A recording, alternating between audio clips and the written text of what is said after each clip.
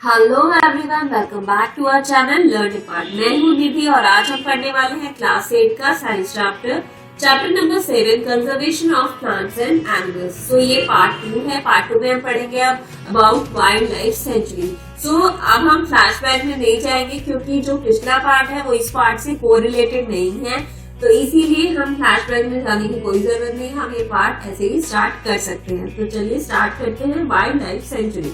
सो ये कहाँ पे घूम रहे थे? पंचमढ़ी वाइल्ड लाइफ सेंचुरी में प्रोफेसर अहमद ने उन्हें बच्चों को एक्सप्लेन करा कि यहाँ पे क्या है, जानवरों को किल करना, पोचिंग करना और एनिमल्स को कैप्चर करना स्ट्रिक्टली मना है और पनिशेबल है। उसके लिए आपको सजा भी मिल सकती है। वाइल्ड लाइफ सेंचुरीज क्या है? रिजर्व फॉरेस्ट है जहाँ पे प्रोटेक्शन प्रोवाइड करी जाती है एनिमल्स को। और उन्होंने बताया कि जो वाइल्ड लाइफ सेंचुरीज है यहाँ पे कुछ एक्टिविटीज अलाउड होती है, जैसे कि एनिमल्स को ग्रेज करने दिया जाता है और ग्रेज मतलब चरने दिया जाता है। वहाँ पे मेडिसिनल प्लांट्स आप कलेक्ट कर सकते हैं और खाना बनाने के लिए आप फायरवुड की लकड़ी भी कलेक्ट कर सकते हैं। तो कुछ ऐसे थ्रेटन्ड वाइल्ड एनिमल्स हैं जो कि धीरे धीरे खत्म होते जा रहे हैं, जैसे कि black buck, white eyed buck, elephant, golden cat, pink headed duck, घड़ियाल, marsh crocodile, python and rhinoceros. तो ये बहुत सारे ऐसे एनिमल्स हैं जिन्हें यहाँ पे प्रोटेक्ट करा गया है और वाइल्ड लाइफ सेंचुरी में उन्हें प्रिजर्व करा गया है। तो इंडियन जो सेंचुरीज होती हैं उनके बहुत अच्छा लैंडस्केप है, माउंटेन फॉरेस्ट है, बिग रिवर्स है। तो लेकिन बहुत हमें दुख के साथ ये कहना पड़ रहा है कि इवन प्रोटेक्टेड फॉरेस्ट है लेकिन फिर भी जो आस पड़ोस के लोग होते हैं वो यहाँ पे आ जाते हैं और फॉरेस्ट को फिर भी नुकसान पहुंचाते हैं। तो चिल्ड्रन को रिमाइंड कराया गया, हमें याद कराया गया कि वो जू में गए थे। तो जू में क्या है? जू और ऑल्सो प्लेसेस जहाँ पे एनिमल्स को प्रोटेक्ट करा जाता है। लेकिन क्या डिफरेंस है जू और वाइल्ड लाइफ सेंचुरी में? क्या डिफरेंस है? जू एक ऐसा एरिया है जहाँ पे एनिमल्स को रखा जाता है पब्लिक एग्जीबिशन के लिए। वहाँ पे क्या होता है? एक एग्जीबिशन टाइप होता है, जानवरों को क्या है कैद करा जाता है, पिंजरे में केज में बंद कर दिया जाता है। लेकिन जो वाइल्ड लाइफ सेंचुरीज होती है वहाँ पे कैसा एरिया है जहाँ पे वाइल्ड एनिमल्स को प्रोटेक्ट करा जाता है उनके नेचुरल हैबिटेट में। तो जू क्या है? एक आर्टिफिशियल हैबिटेट क्रिएट करता है, एक नकली का। लेकिन जो वाइल्ड लाइफ सेंचुरीज है प्योर जो जैसे हैबिटेट में उन्हें रहना पसंद है, एक नेचुरल हैबिटेट एनिमल्स को प्रोवाइड कराया जाता है। National park. अब नेशनल पार्क क्या होता है? On the road side there was another board on which it was written Satpura national park. तो चिल्ड्रन बहुत ईगर थे जानने के लिए ये क्या है। They preserve flora. तो यहाँ पे पार्क्स में क्या करा जाता है? फ्लोरा मतलब प्लांट्स, एनिमल्स, लैंडस्केप और हिस्टोरिक ऑब्जेक्ट उस एरिया के यहाँ पे रखे जाते हैं, प्रिजर्व करे जाते हैं।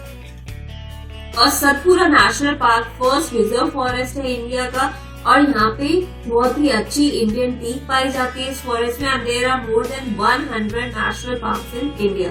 और इंडिया में कितने 100 नेशनल पार्क्स इससे भी ज्यादा पाए जाते हैं। अब रॉक शेल्टर क्या होता है? रॉक शेल्टर नेशनल पार्क में रॉक शेल्टर्स पाए गए हैं। तो इससे क्या पता चलता है?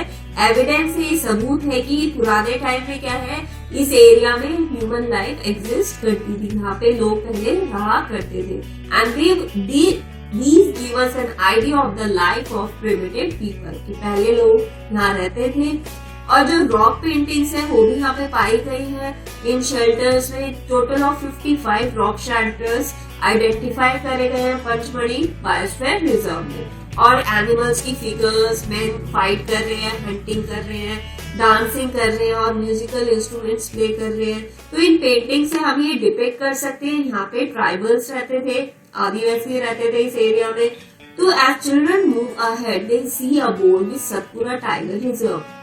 तो जब वो आगे निकले उन्होंने क्या बोर्ड देखा? सतपुरा टाइगर रिजर्व का। तो सतपुरा टाइगर रिजर्व माधव जी ने उन्हें एक्सप्लेन किया। जो प्रोजेक्ट टाइगर है वो भी लॉन्च करा गया गवर्नमेंट ने ताकि वो टाइगर्स को प्रोटेक्ट कर सके।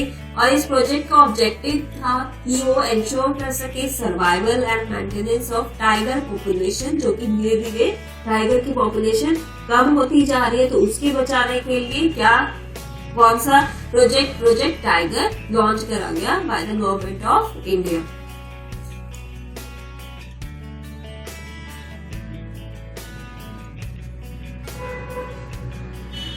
Now tiger is one of the many species which are slowly disappearing. तो tiger ऐसी species है जो कि धीरे धीरे disappear होती जा रही है, गायब होती जा रही है। लेकिन जो सतपुरा टाइगर रिजर्व है यूनिक है किस सेंस में, यहाँ पे काफी पॉपुलेशन आप देख सकते हैं टाइगर्स की। तो वंस अपॉन अ टाइम यहाँ पे एनिमल जैसे कि लायंस, एलिफेंट्स और वाइल्ड बफेलोज और बारहसिंगा, ये देख सकते हैं, ये है टाइगर एंड दिस इज बारहसिंगा। इसके 12 सींग होते हैं। तो ये यहाँ पे बहुत पाए जाते थे। Animals whose numbers are diminishing, लेकिन आजकल क्या है, इनके नंबर बहुत ज्यादा कम होते जा रहे हैं, डिमिनिश होते जा रहे हैं। तो इसलिए क्या है, एक्सटिंक्ट हो रहे हैं। तो ऐसे एनिमल्स को कहते हैं एंडेंजर्ड एनिमल्स, जिनकी क्वांटिटी कम होती जा रही है। Boojho is reminded of the dinosaur. तो बूजो ने रिमाइंड करा है कि जैसे डायनासोर्स क्या है, बिल्कुल एक्सटिंक्ट हो गए हैं पुराने टाइम में। तो अब क्या है, डायनासोर्स की एक भी जाति नहीं एग्जिस्ट करती, एक भी जाति नहीं है, वो पूरे खत्म हो चुके हैं।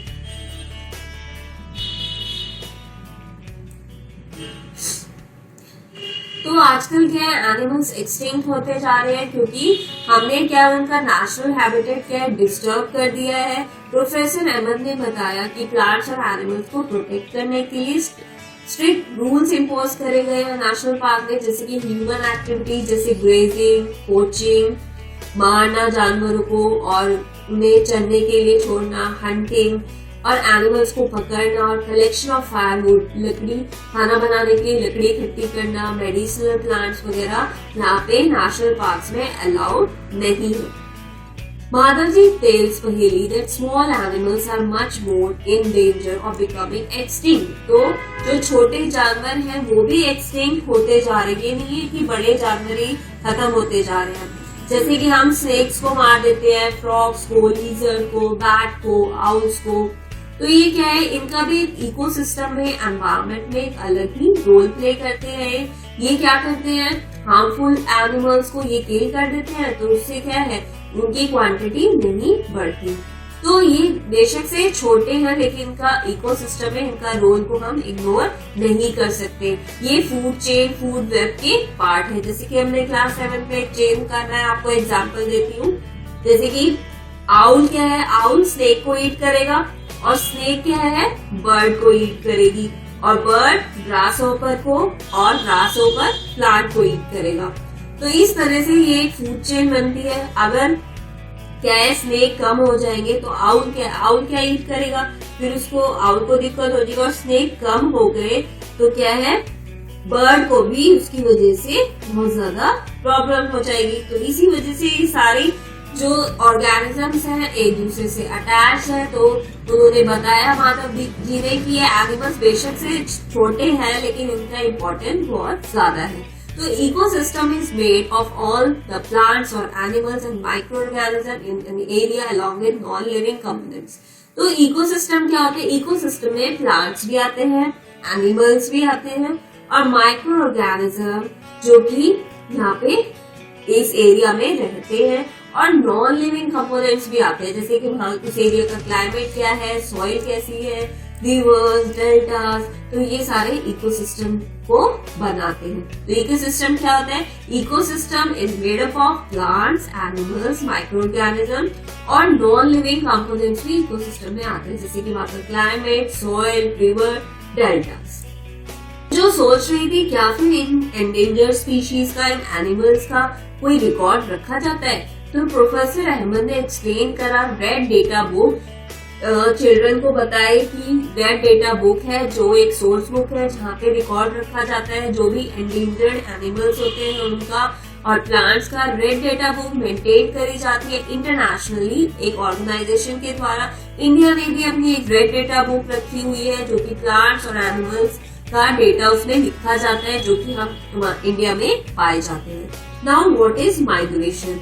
एक्सकर्शन पार्टी दैट एंटर्स, फिर उन्होंने कहाँ एंटर करा, माधव जी ने in the guidance of Madhav ji they enter deep into the forest, forest के और अंदर गए और अंदर के पार्ट में गए। फिर उन्होंने क्या देखा, पहेली ने ऑब्जर्व करा, बर्ड्स, कुछ बर्ड्स देखी उसने रिवर के पास। माधव जी ने बताया ये क्या है, माइग्रेटरी बर्ड्स है। माइग्रेटरी बर्ड्स वो बर्ड्स होती हैं जो कि अपने these birds flown here from other parts of the world. ये birds क्या है, दूसरे वर्ल्ड के दूसरे पार्ट से आई है. Migratory birds fly to far away areas. जो माइग्रेटरी बर्ड्स होती हैं बहुत दूर दूर के एरियाज को फ्लाई करके आती हैं, हर साल आती हैं और इसी एक पर्टिकुलर टाइम पे ही आती है क्योंकि क्लाइमेटिक चेंजेस की वजह से, कि they fly for laying eggs as the weather in their natural habitat becomes very cold. तो ये एग्स देने आती हैं क्योंकि जहाँ पे ये रहती हैं उनका जो नेचुरल हैबिटेट है वो बहुत ज्यादा ठंडा होता है या फिर वो उसे बियर नहीं कर पाती, तो वो क्या है, माइग्रेट कर देती हैं दूसरे एरिया में. Birds who cover long distance. तो माइग्रेटरी बर्ड्स वो बर्ड्स होती है जो कि बहुत ज्यादा लॉन्ग डिस्टेंस कवर करके पहुंचती है दूसरी लैंड पे, तो वो माइग्रेटरी बर्ड्स होती है. कुछ मैं आपको माइग्रेटरी बर्ड्स के एग्जांपल देती हूँ, जैसे कि ब्लू थ्रोट. ब्लू थ्रोट क्या है, एक माइग्रेटरी बर्ड है जो कि अलास्का से आती है और ये इंडिया में माइग्रेट करती है और बहुत सारी कंट्रीज में माइग्रेट करती है विंटर के टाइम. ठीक है. और एक बर्ड है ग्रेटर फ्लामिंगो, वो भी एक माइग्रेटरी बर्ड है जो कि अफ्रीका में पाई जाती है और ये भी माइग्रेट कर जाती है. Now we will study about the recycling of paper. Professor Ahmad draws attention of the children to another cause of deforestation. जो हम पेड़ काटते जा रहे हैं, डिफॉरेस्टेशन हो रहा है, तो उसकी तरफ प्रोफेसर अहमद ने उन्हें बताया कि जो डिफॉरेस्टेशन होता है इसका क्या कारण है, कि he tells them that it takes 17 full grown trees. पूरे 17 पेड़ काटे जाते हैं अगर 1 टन ऑफ पेपर हमें बनाना है, तो इसीलिए हमें पेपर को सेव करना चाहिए. प्रोफेसर अहमद ने बच्चों को बताया कि पेपर को रिसाइकल कर सकते हैं 5 to 7 टाइम्स यूज करने के लिए. अगर हर एक स्टूडेंट एटलीस्ट एक शीट ऑफ पेपर बचाए एक दिन में, तो वो बहुत सारे पेड़ साल के बचा सकते हैं. तो इसलिए हमें सेव करना चाहिए, रीयूज करना चाहिए पेपर को और रिसाइकल करना चाहिए. By this we not only save trees. इससे हम पेड़ों को ही नहीं बचाएंगे बल्कि एनर्जी बचाएंगे. वाटर नीडेड, जो पानी जरूरत होता है पेपर को मैन्युफैक्चर करने में, उसे हम बचा सकते हैं. और बहुत सारे हार्मफुल केमिकल्स यूज होते हैं पेपर को बनाने में, वो भी हम कम कर सकते हैं, वो भी रिड्यूस कर सकते हैं. तो ये आज का चैप्टर यहीं पे फिनिश होता है. तो अगर आपको वीडियो अच्छा लगा तो प्लीज लाइक, शेयर और subscribe the channel. Thank you.